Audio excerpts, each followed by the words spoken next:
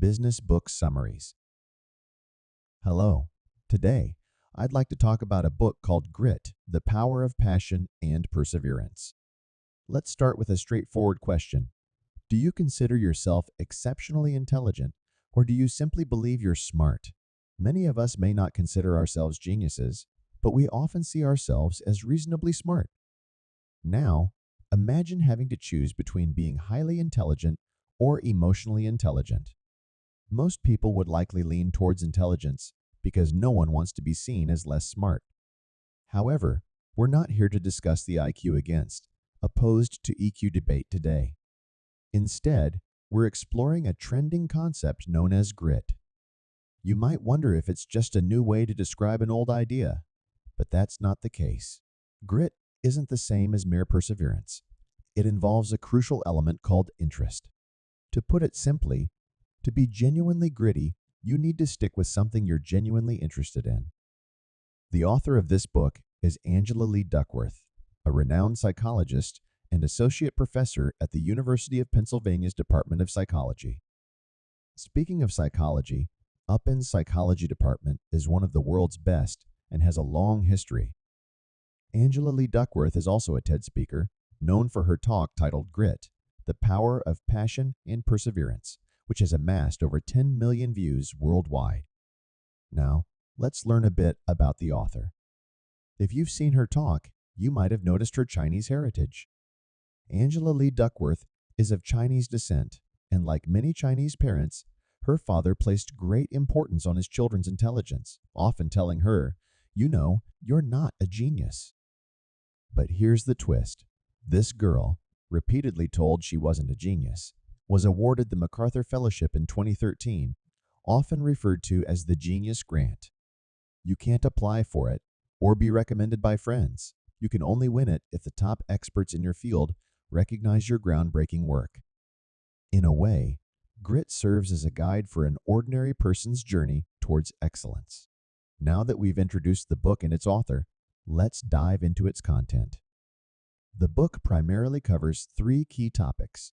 1. What is grit? Think of it as grit equals passion plus perseverance. 2. Why is grit so important? The author believes it's a more critical quality than intelligence, emotional intelligence, or self-control. 3. How can we enhance our grit to achieve our long-held dreams? Let's begin with the first part. Grit equals passion plus perseverance. Grit consists of two parts, passion and perseverance. You can't have one without the other. If you possess perseverance but lack passion, it's going to be challenging.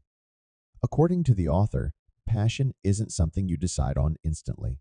It takes time to discover, and during this phase, having fun is more crucial than effort. Essentially, you're looking for things that are enjoyable and worth investing your energy in, not necessarily aiming for perfection right away. Passion doesn't have to be something you figure out in childhood. When you're young, you're not entirely sure who you'll become as you grow up. Discovering your passion requires continuous exploration and experimentation. Trying out different things while you're young isn't a bad idea. However, passion alone won't suffice. You also need perseverance. Think of it as running a marathon. Some people sprint right out of the gate, burning all their energy, and then burn out. Gritty individuals are more like marathon runners. They understand pacing and focus on maintaining a steady effort rather than sprinting. Part 2. Now that we've explored the first key concept, grit equals passion plus perseverance, let's delve into the second one. Grit is a more vital quality than intelligence, emotional intelligence, self-control, and the like. Let's unpack these ideas step by step, beginning with intelligence quotient, IQ. Historically, psychologists believed that your IQ was a major determinant of future success. The higher your IQ, the greater your chances of success, or so it was thought. This notion was deeply ingrained, and many still see IQ as the ultimate measure. Why? Well, IQ was considered an inherent trait, something you're born with, almost like it's in your genetic code. This belief allowed people to attribute their lack of achievement to their fixed intelligence rather than their efforts. But then came the 1960 and the intriguing marshmallow experiment. This experiment focused on children and their self-control. Researchers at Stanford University set up a simple scenario with a table, a chair, and a tempting snack like a marshmallow. The deal was straightforward. Kids could either devour the marshmallow immediately or wait for a while, usually 15 minutes, until the researcher returned, and they would receive 2 marshmallows. What they discovered was quite astonishing. The kids who exhibited the patience to wait for that second marshmallow tended to perform better on their sets later in life. This phenomenon wasn't confined to the United States. Similar findings emerged in other countries.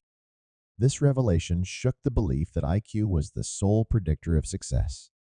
Self-control emerged as a significant factor. Fast forward to 1990, when psychologist Daniel Goleman introduced the concept of emotional intelligence, EQ. In an increasingly interconnected world, interpersonal relationships gained importance. Rather than being solely logical thinkers, as IQ might imply, individuals who could understand and manage emotions effectively began to excel. High EQ meant not only being skilled at handling one's own emotions, but also assisting others with theirs. Since no one achieves success in isolation, EQ began to garner more recognition. Now let's switch gears a bit. Have you heard of West Point Military Academy?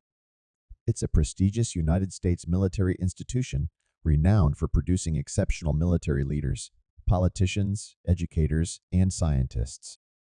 Admission is highly competitive, requiring recommendations from high-ranking officials such as vice presidents, Congress members, or senior Army personnel.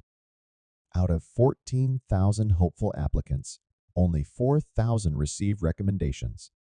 From that pool, only about half, approximately 2,500, meet West Point's rigorous academic and physical standards. Ultimately, only 1,200 cadets are selected.